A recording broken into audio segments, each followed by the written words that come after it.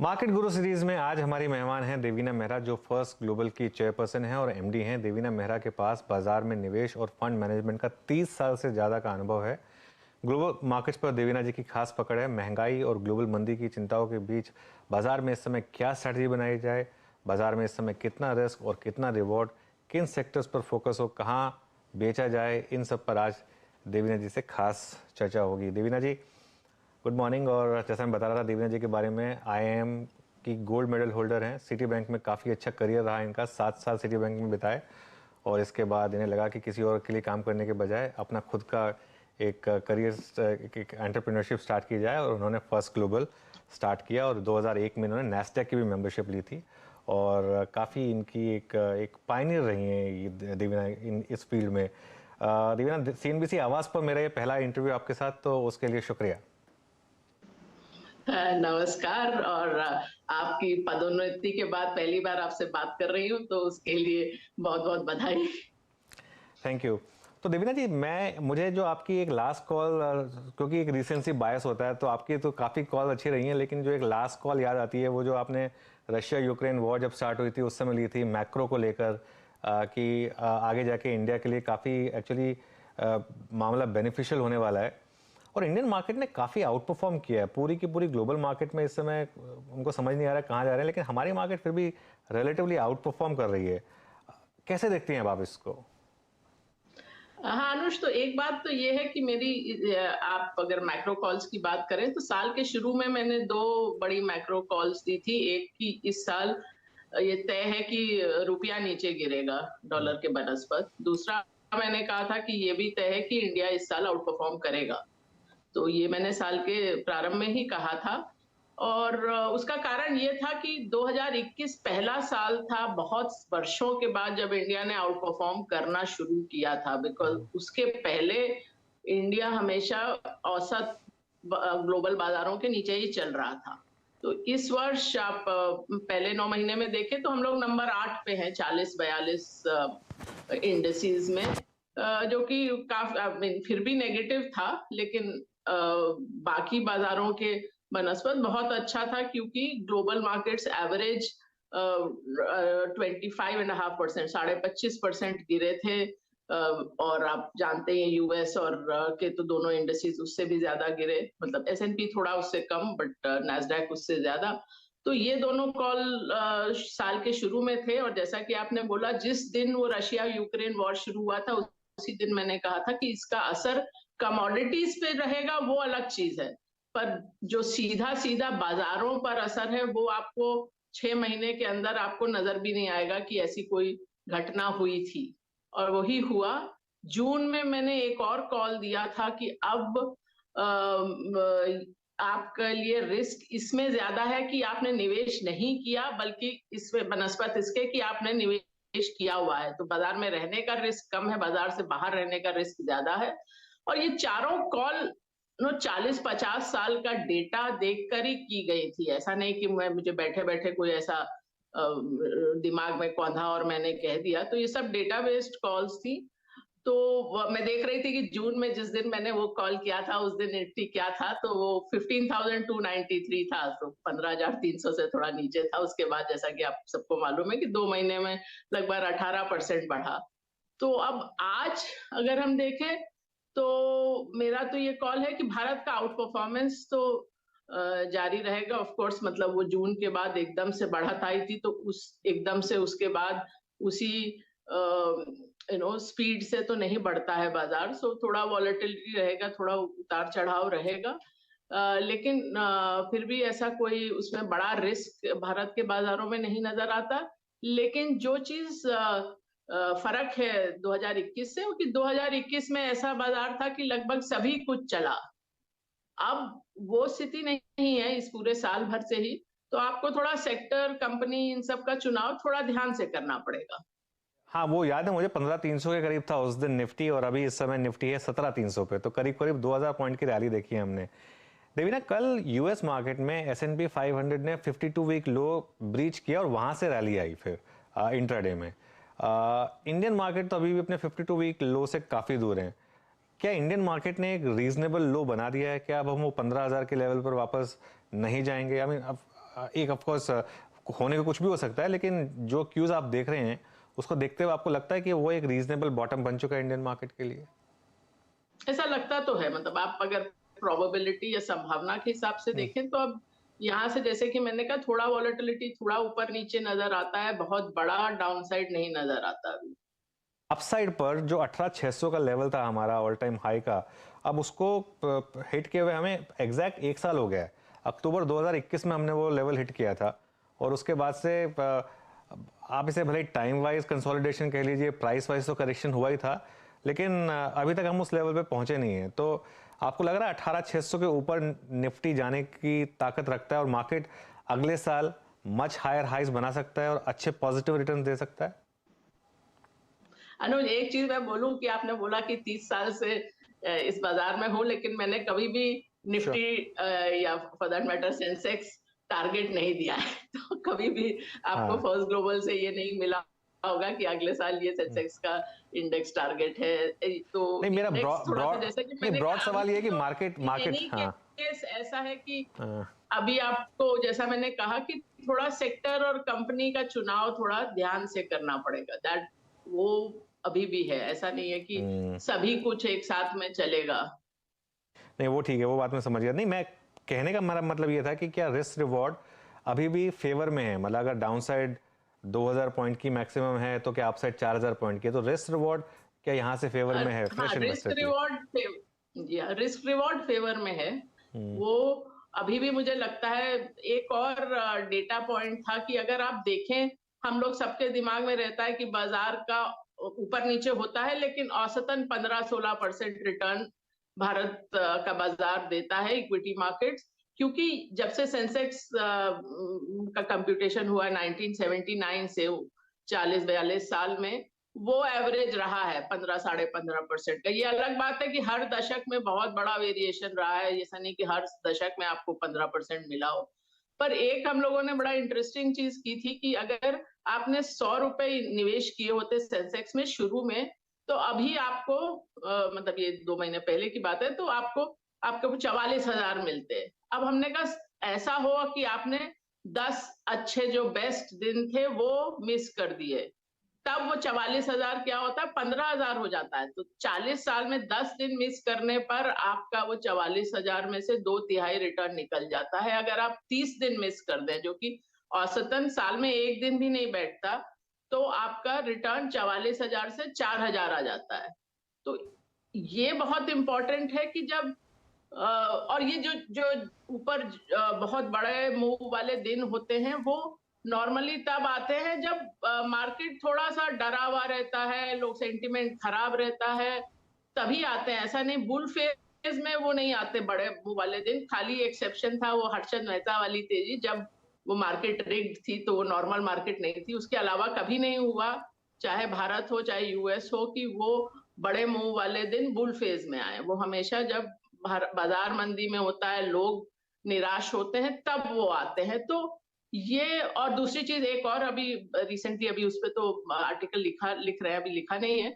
आप सारी academic research देखें तो सेंटिमेंट जो है वो उल्टा इंडिकेटर होता है। जब सेंटिमेंट बहुत अच्छा होता है, सब बहुत प्रसन्न होते हैं, लगता है सब अच्छा ही अच्छा हो रहा है, उसके बाद का जो फेज होता है वो सभी बाजारों में, ये मतलब भारत के लिए नहीं, ये स्टडीज मैंने कम से कम 3-4 कॉन्टिनेंट में 4-5 अलग देशों के लिए देखी हैं। तो अगले जो फेज होता है उसमें मार्केट का रिटर्न औसतन से कम होता है।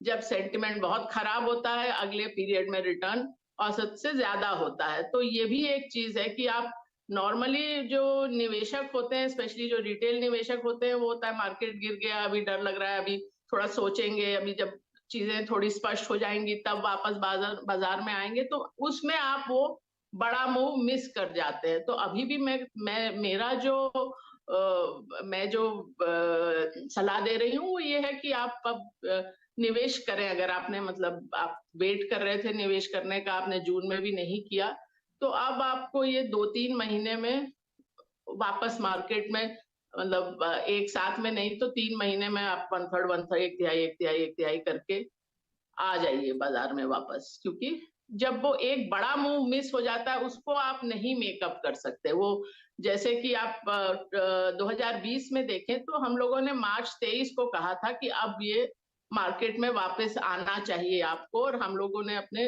ग्लोबल और इंडिया फंड, जहां हम लोगों ने बिल्कुल ही लो रिस्क स्ट्रैटेजी कर दी थी, कैश में चले गए थे, फिक्स इनकम में चले गए थे, हम लोगों ने तब से निवेश किया।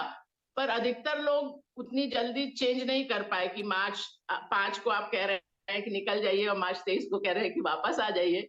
लेकिन अगर आपने उसके बाद के 5 हफ्ते मिस कर दिए थे अप्रैल तक, तो वो यूएस भी इंडिया भी उतने समय में 30% चल गया था। तो उसके बाद आप चाहे जो भी कर लें, वो आप 30% नहीं मेकअप कर सकते।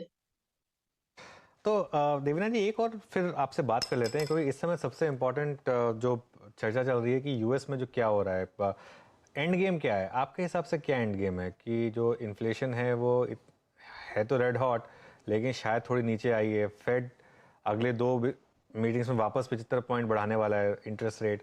तो ये कहाँ आप इसका टर्मिनल रेट देख रहे हैं, कहाँ इसका एंड गेम देख रही हैं, और इसका इंडियन मार्केट पे क्या इम्पैक्ट पड़ेगा, स्पेशली फंड फ्लो के हिसाब से? देखिए, 2 चीज़ है। एक तो ये कि अभी तो इन्फ्लेशन हाई है, बट कल तो अभी भी ऑल टाइम हाई बनाया, ऑल टाइम नहीं मतलब 40 साल का हम्म। हाई बनाया, चाहे ईयर ऑन ईयर देखें, चाहे मंथ ऑन मंथ देखें। तो और ये भी डेटा से स्पष्ट होता है कि जब इन्फ्लेशन इतना हाई होता है तो वो 1 तिमाही, 2 तिमाही में नीचे नहीं आता है। वो फिर थोड़ा समय लगता है। इवन जो पिछली मीटिंग में फेड ने बोला कि 2% से तक आते-आते तो 2025 हो जाएगा, 2% के आस-पास भी आते-आते। तो अब लेकिन फेड ने ये तो क्लियरली बोला ही है कि हम लोग को रेट बढ़ाते जाना है जब तक इन्फ्लेशन कुछ हद तक तो कंट्रोल में, नियंत्रण में नहीं आती है।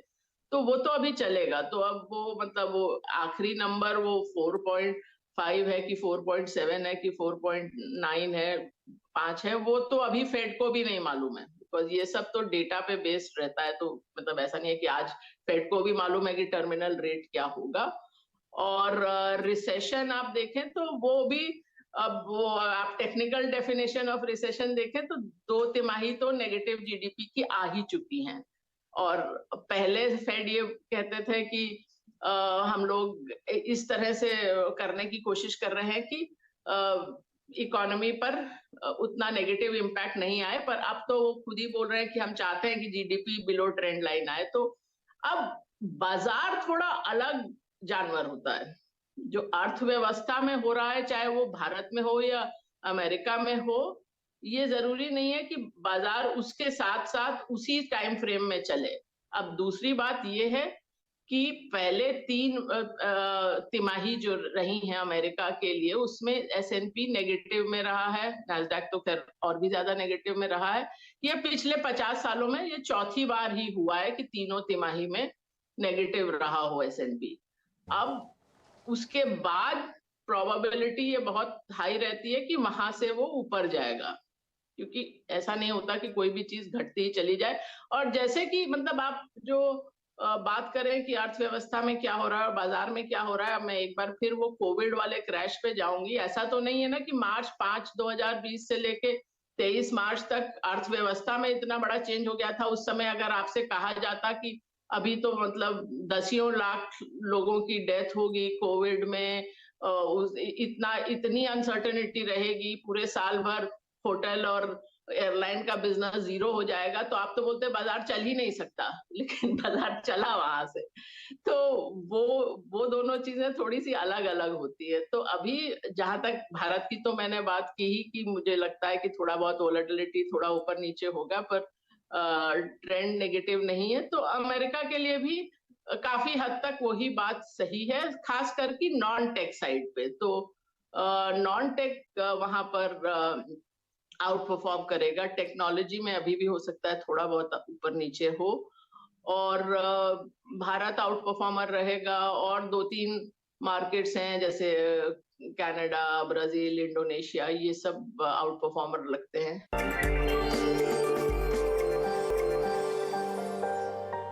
इस समय देवीना जी, आप क्या बाय कर रही हैं इंडिया में? आईटी, बैंक्स, ऑटोज, कहाँ पे मौके हैं?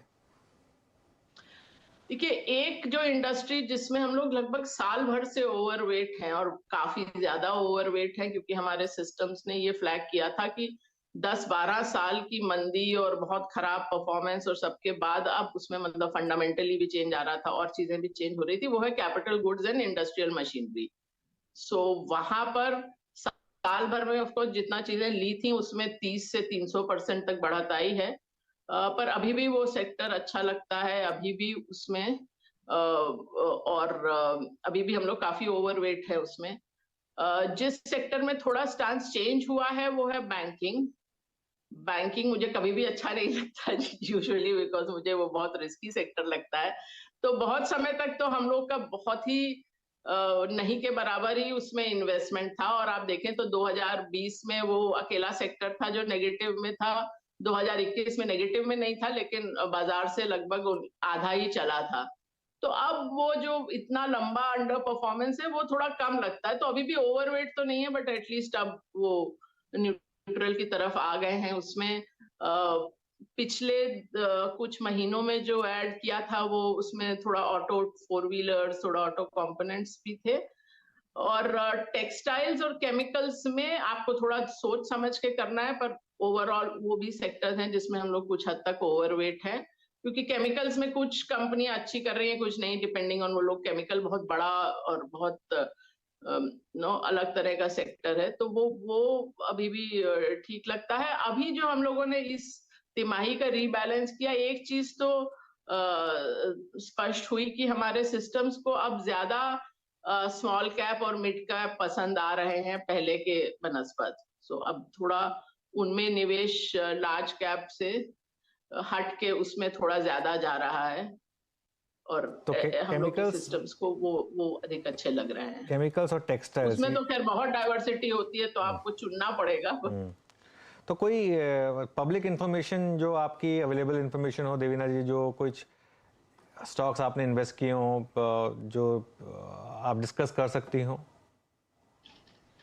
स्टॉक्स तो मैंने आपको बताया कि सेक्टोरली ये चेंज, ये पहले जो कुछ चीजें हैं जो पहले से ही अच्छी लग रही थी, कुछ अभी थोड़ा चेंज किया है, तो वो मैंने आपको बता दिया कि किस तरह का चेंज किया है, किस तरह का। जो इस समय इंडियन आईटी पे डिबेट चल रही है देवीना जी, उस पे कोई व्यू है आपका? इन्वेस्टमेंट भले ही हो या ना हो, लेकिन जिस तरीके से इन्फोसिस के भी नतीजे आए हैं और जिस तरीके से बाकी कंपनियों के नतीजे आए हैं, जो यूएस में रिसेशन का फियर है उसको लेके, और जिस तरीके की वैल्यूएशन इन कंपनियों की गिरी है, इस पर कोई व्यू है आपका?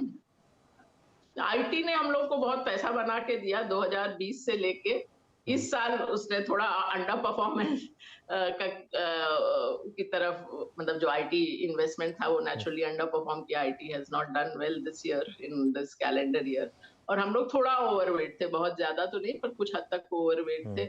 अब हम लोग मोर न्यूट्रल पोजीशन पे आ गए होंगे, थोड़ा बहुत चेंजेस किए हैं। अब मेरा तो ये मानना है कि थोड़ा ओवरडन हो गया आईटी में, क्योंकि इतना भी कोई बहुत ही खराब न्यूज है वो नहीं है, क्योंकि फिर भी प्रेडिक्टेबिलिटी है। आप देखें इस तिमाही के नतीजे प्राय अच्छे ही रहे। और जो एक पिछले साल भर से थोड़ा मार्जिन प्रेशर था इम्प्लॉय कॉस्ट की तरफ से, वो तो अब कम होता मुझे नजर आता है, क्योंकि एक उसका बड़ा कारण था कि स्टार्टअप्स ज्यादा तनख्वाह पे लोगों को ले जाते थे। अब वो स्टार्टअप्स को पैसा मिलना कम हो गया है, तो उस तरफ से तो प्रेशर हट जाएगा थोड़ा। ऑफ कोर्स ये है कि यूरोप का हाल थोड़ा बुरा रहेगा, तो जो यूरोप का एक्सपोजर है वहां आपको नया बिजनेस भी, और फिर वो यूरो के डेप्रिसिएशन से भी जो नुकसान होगा वो थोड़ा बहुत है। पर ऐसा कुछ मतलब खराब मुझे बहुत आईटी में नहीं लगता है। थोड़ा बहुत हम लोगों ने स्टॉक्स में थोड़ा रिशफल किया है, एक दो मिड कैप आईटी भी लिए हैं। तो अभी हम लोग फिलहाल लगभग मार्केट वेट पर होंगे आईटी में। मार्केट, ठीक है। अच्छा, आपने बात की कैपिटल गुड्स की कि काफ़ी एक 10 लंबी बेयर मार्केट को एंड कर रहा है वो। ऑलमोस्ट ऐसा हमने एक मूव देखा है ऑटोज में। यहाँ पर कोई व्यू है आपका, या आपको लग रहा है कि यहाँ तेजी कुछ ज़्यादा ही हो गई है और काफ़ी? ऑटोज में मैंने कहा ये वो अभी इस तिमाही में नहीं, करीब पिछले दो रिबैलेंस में हम लोगों ने ऑटो फोर व्हीलर्स और ऑटो कंपोनेंट्स में लिया था मेनली।